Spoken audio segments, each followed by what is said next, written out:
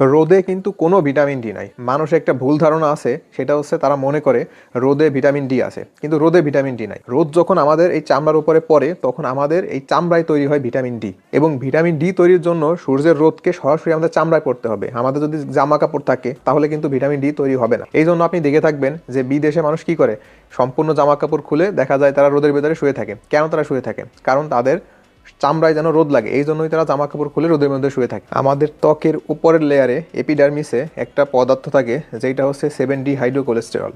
সূর্যের রোদ যখন আমাদের এই চামড়ার উপরে পড়ে তখন এই 7D হাইড্রোকোলেস্টেরল থেকে প্রি ভিটামিন ডি3 তৈরি হয়।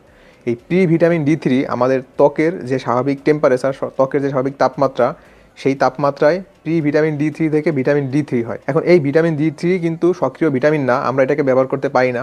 এই ভিটামিন ডি3 চলে যাবে লিভারে, লিভার থেকে চলে যাবে কিডনিতে, কিডনিতে যাওয়ার পরে তৈরি হবে ভিটামিন ডি বা ক্যালসিট্রায়ল, যেটা সক্রিয় এবং আমাদের বডি ব্যবহার করতে পারে। সুবহানাল্লাহ, কত সুন্দর একটি প্রক্রিয়া। ভিডিওটা ভালো লাগলে শেয়ার করে দিবেন এবং আমার আইডিতে ফলো দিয়ে রাখবেন।